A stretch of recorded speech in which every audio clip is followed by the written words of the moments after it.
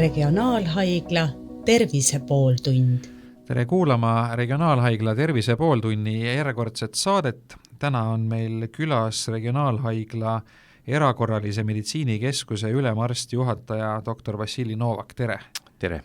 Ja me räägime erakorralisest meditsiinist, rahvasuus tuntud ka kui EMO ehk erakorralise meditsiini osakond ja võib-olla selle teemaga seonduvalt üks kõige rohkem esitatud küsimus on see, et millal on siis see olukord, kus inimene peaks pöörduma EMO-sse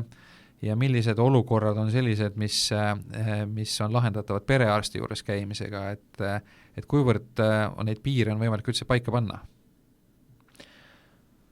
Jah, tõepoolest küsimus aktuaalne ja sellele küsimusele on mõeldud juba ammust ajast ja proovitud koostada igasugused abimaterjalid, üks nendest minu arust, mis on hiljuti publitseeritud nii Regionaalhaigla koduleheküljel kui Tallinna Perearsti Seltsi koduleheküljel, hästi õnnestunud ja soovitan seda kasutada, kus me bukleti formaadis näitame, et mis kaebustega või mis seisundite puhul nagu pigem pöörduda EMO-sse ja millal siis perearsti poole. Aga pean tunnistama, et sellist väga konkreetset või ühekülgset vastust, et võtta ainult EMO-sse või ainult perearsti juurde, ainult sellise või tollese kaebusega, sellist nõuannet sisuliselt ei olegi võimalik anda, sest suvaline haigus võib võtta halba kulgu näiteks või suhteliselt kiiresti seisund halveneb ja siis ta juba vajab meie abi, ja vastupidi, et kui tundub esialgu probleem suur, ja inimene tuleb ennast väga halvasti, siis piisab, et võetakse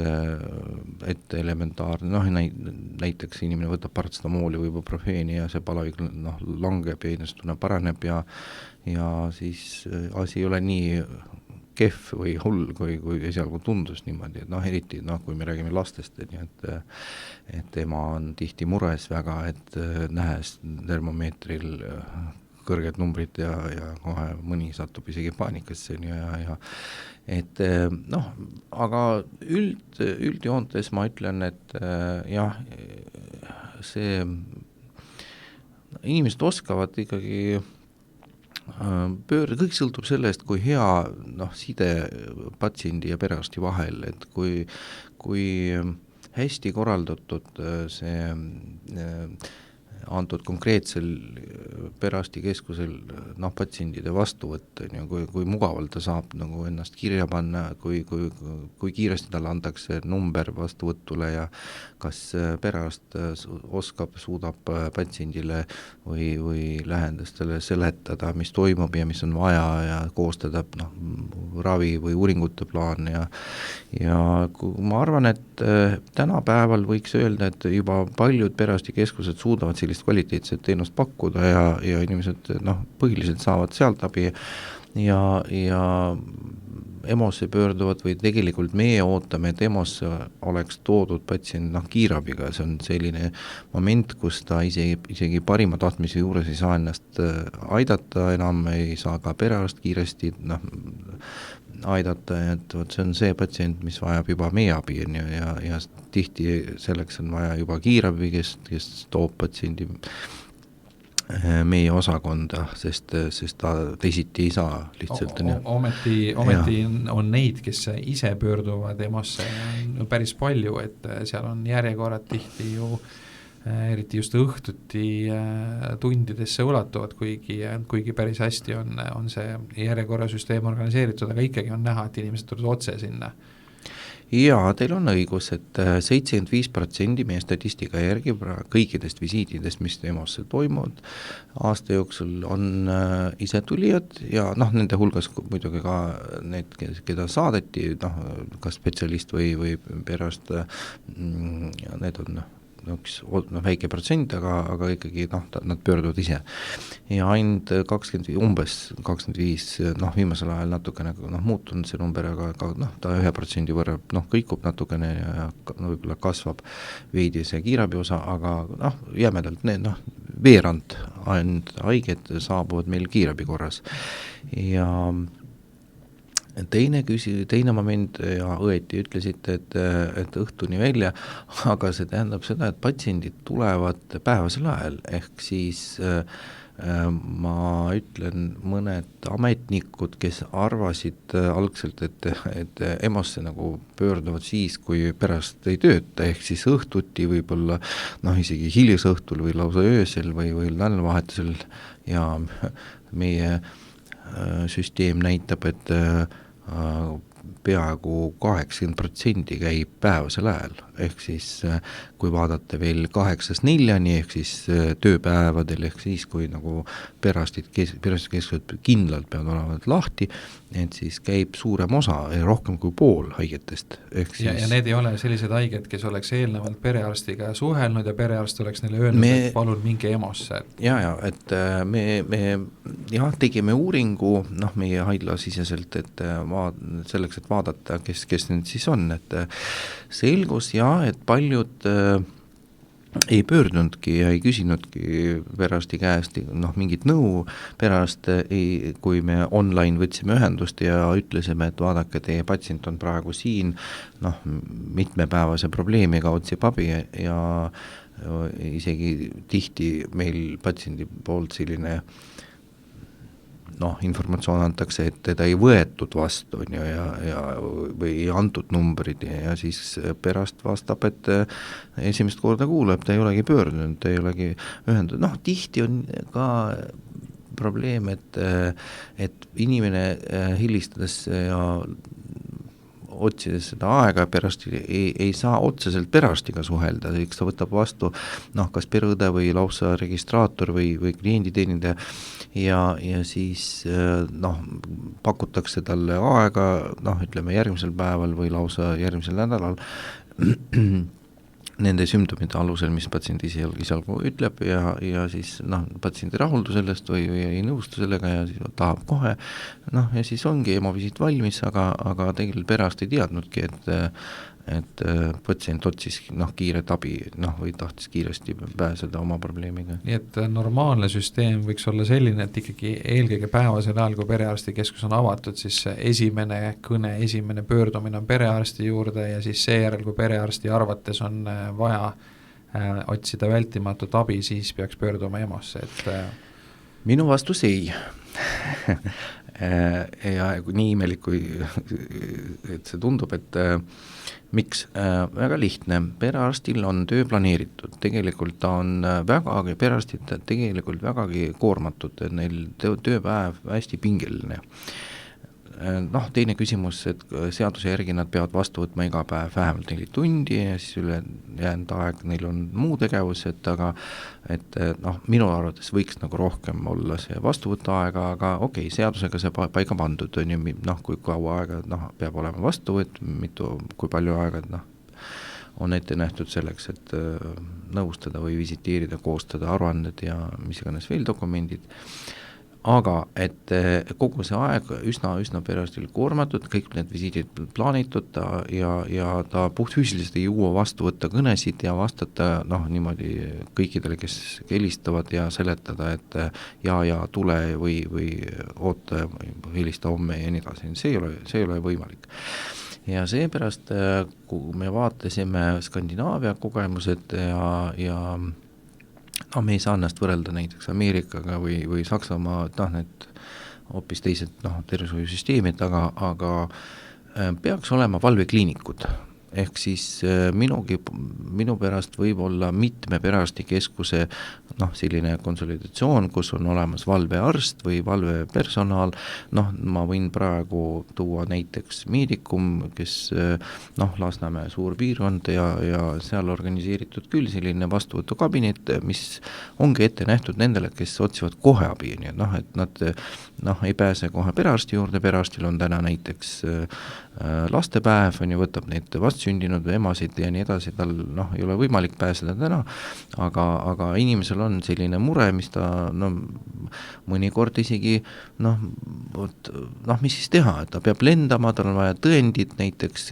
või mingit vaktsineerimist kiiresti teha, kogu reis seisab, kus ta saab seda, et ometi kui ta on nõus kõigeks, aga kindlasti ta saab aru, et see ei ole EMO, aga tal mingi võimalus peab olema ja rääkimata juba nendest, kes tõesti ägedalt haigestunud, need ei ole nii kriitilises seisus, nad vajavad elementaarset arstlikku ülevaatust, elementaarset nõustamist ja võib-olla mõned ravimid kirjutada välja.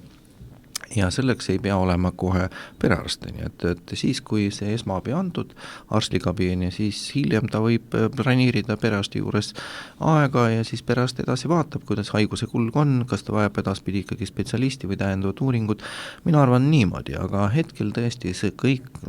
uhatud perearsti õlgadele ja head perearstikeskused suudavad tekitada sellist vastuvõttu õdede poolt, kes primaarselt püüavad lahendada patsiendi mure, ja siis nende, kui näevad need koolitatud õed, et probleem raske ja vajab tõesti kiiret arsti tähelepanu, siis nad pakuvad kohe ette. Ja positiivne trend olemas ja mina küll ei ütleks, et see on nii kohe nutune, aga paratamatu jah, et siiski sellele vaatamata on päris suur ports inimesi, kes minu arust jah, tõesti põhjendamatu otsivad abi hoopis meie osakonnas. No me räägime seda juttu enne jõule ja nüüd on tulemas päris pikad pühad, et vabu päevi järjest on peaaegu nädala jagu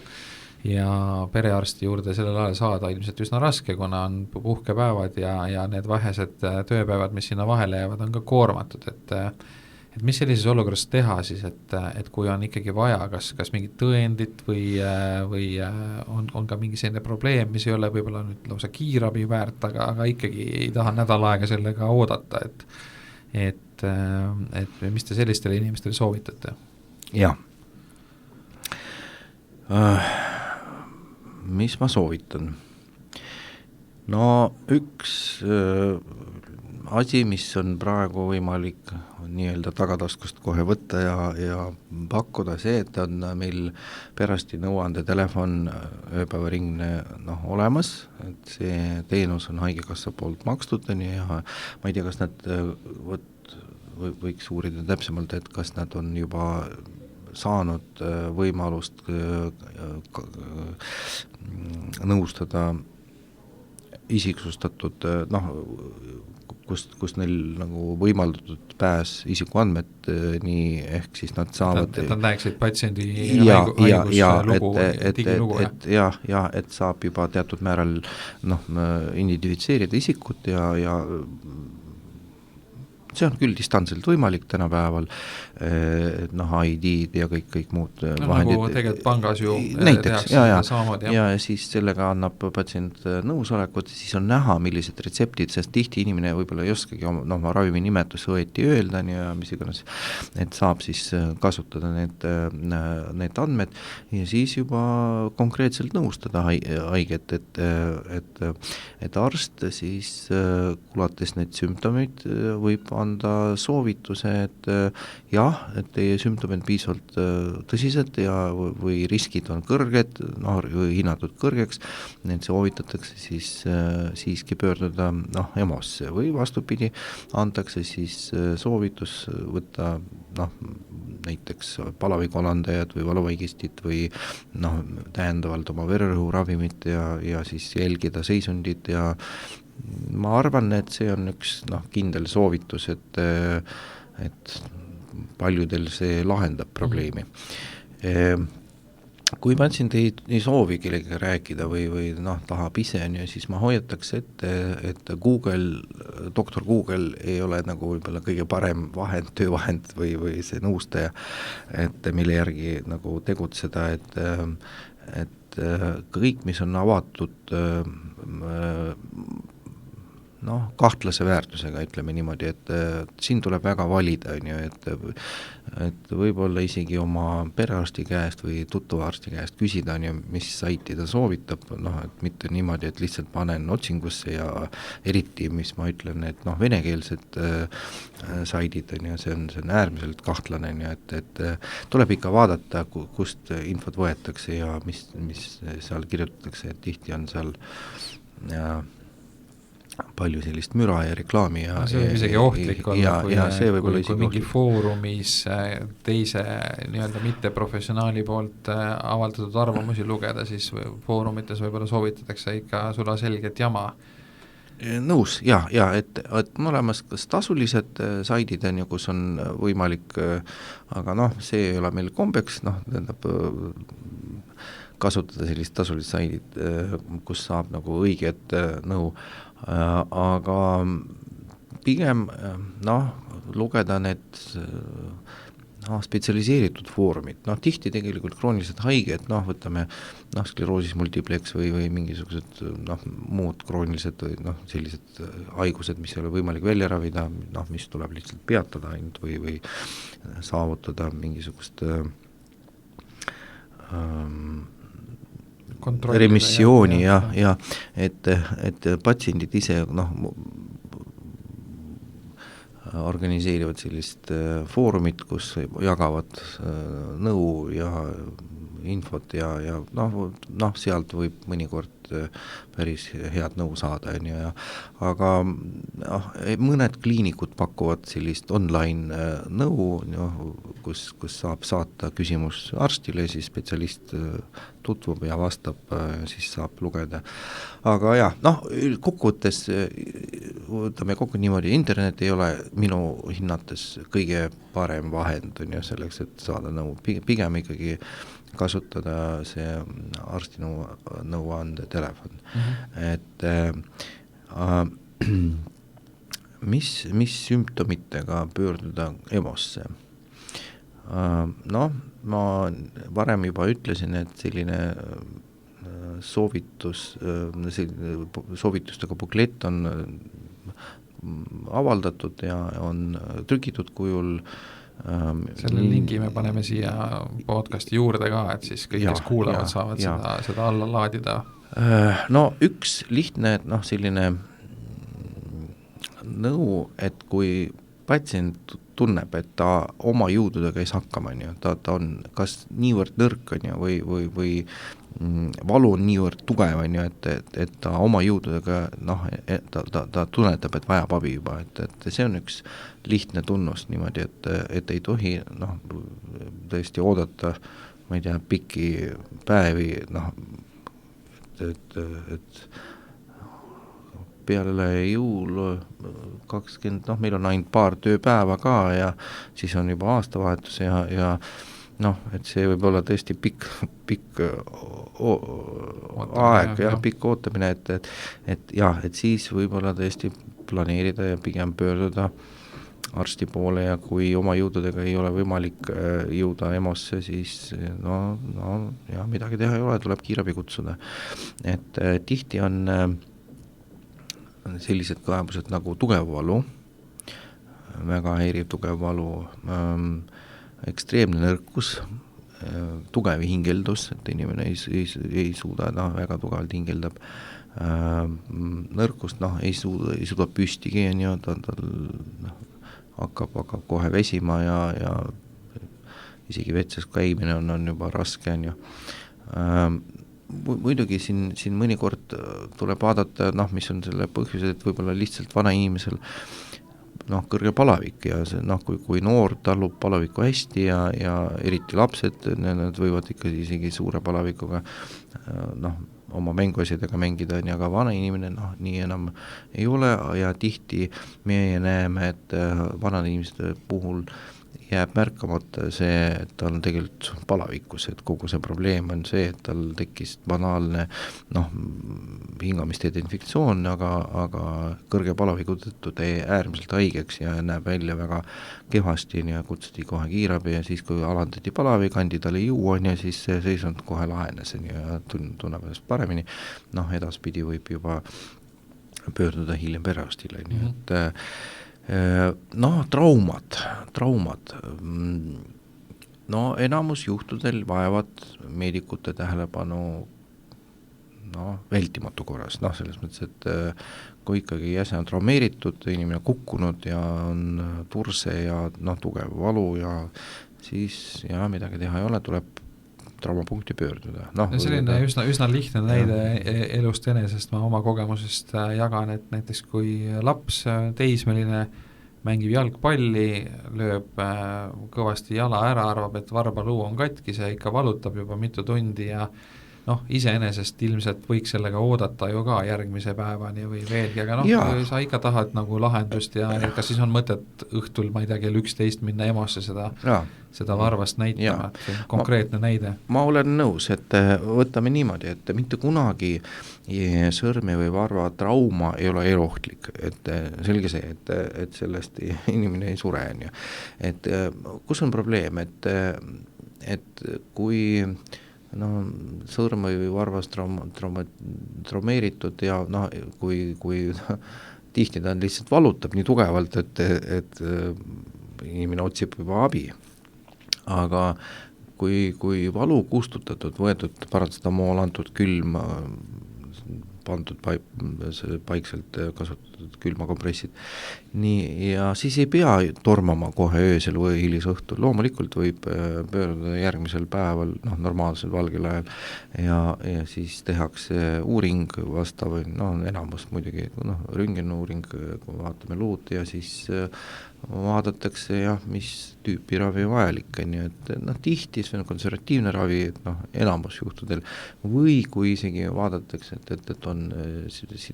nende kõõluste vigastus või luumurd selline, mis juba vajab operatiivset ravi, ehk siis nagu kirurgi abi, ortopeed kirurgi abi, siis tavaliselt see ka nagu võetakse ette esimesel võimalusel, see ei ole nagu elupäästev kirurgia, kus me peame koheselt inimest võtma tuppa ja kohe opereerima. Nii et siin sellist aegkriitilisust ei ole ja teisest küljest, et kui jääb nii, et patsient ei pöördu, ikkagi säilitab tavalist režiimi, ehk siis jookseb ringi või kasutab valus küll natukene ja paistes ja siis läheb nädal mööda ja siis ta ikka paistetab edasi ja see ikka valutab ja siis tehakse pild ja nüüd küsimus, nüüd on juba hilja midagi üht või teist teha ja nüüd me peame otsast peale nagu tõmbama sirgeks ja uuesti lahastama ja see ravi aeg pikeneb selle võrra paljudel ongi sellised hirmud on ju, et nad nagu õiget momenti nagu lasevad käest ära ja pöörduvad hiljem ja siis on nagu probleem. Aga loomulikult jäsemetraumad ei ole sellised, millega tuleb kiirelt joosta EMO-sse, et pigem mõistlikul ajal pöörduda. Mis need kõige sagedasemad põhjused on, millega inimesed ise tulevad, et mis tüüpi, kes neid saab kuidagi jagada? Jaa. Isepöördujad,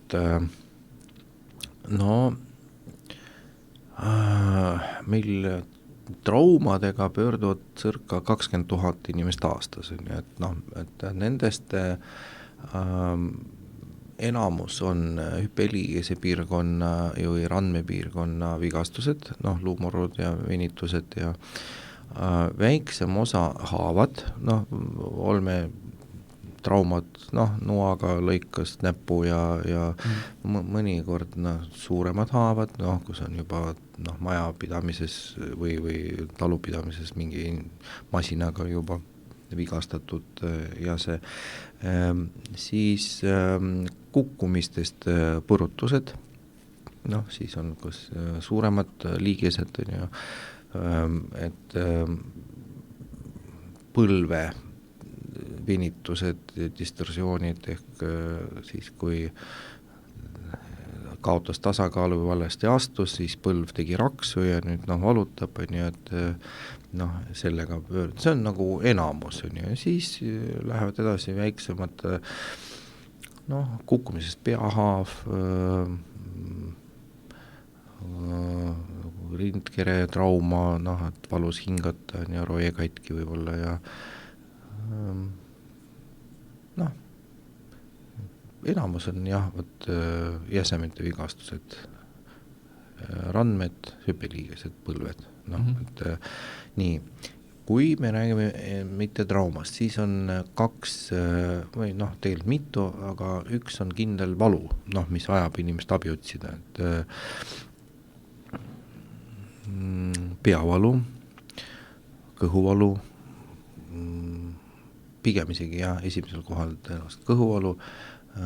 siis valu rinnus, et sellised asjad ja ma arvan, et enamus juhtudel see on põhjendatud, sest jah, siin tuleb tõesti vaadata, sest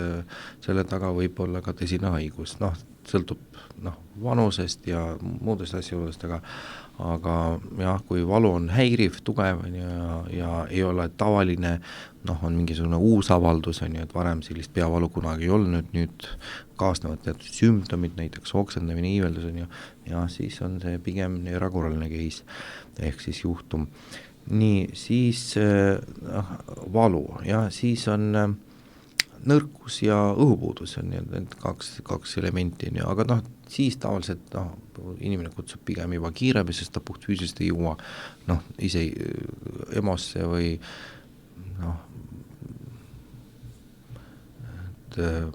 omaks, et lihtsalt ka parima tahtmise juures ei suuda seda inimest oma autoga tuua EMO-sse, nii et siis kahjuks suhteliselt palju käivad väikeste palavikutega ja tõesti ilmselt hingamisteede infektsiooni, banaalsete infektsiooni tunnustega. Siin ma paneks jah, et see on mingi tavaline köha-nohu-tüüp. Absoluutselt, ja et vaatame sellele, jah, ikkagi pöördutakse ja siis mõni on harjunud saada kohe antibiootikum ja nüüd on perearstid ei tööta ja oodatakse, et antakse retsept antibiootikumidele ja sest ta teab, et küll tal see nagu nii läheb vaja ja mina küll nii ei arva, aga tuleb ikkagi iga kord vaadata, kas on see vajalik. Ja et sellega ei ole kiire, et on võimalik koduste meetmetega või tavaliste ravimitega sümptomid ravida ja siis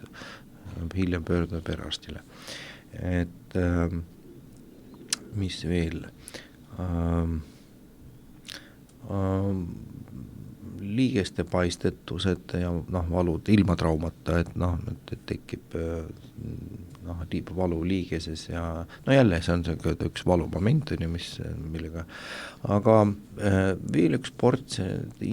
kes otsib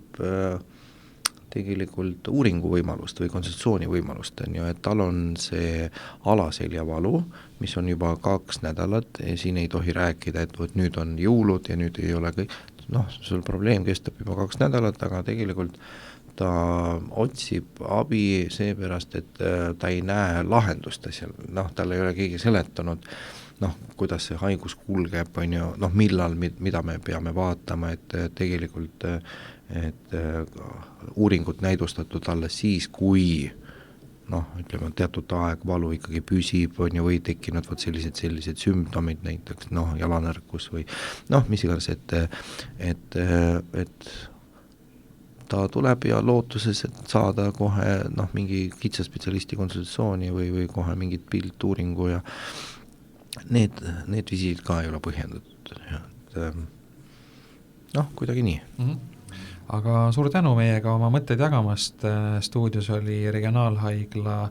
erakorralise meditsiinikeskuse ülemarst juhataja doktor Vassili Novak ja teda küsitles Ando Sinisalu. Regionaalhaigla tervise pooltund.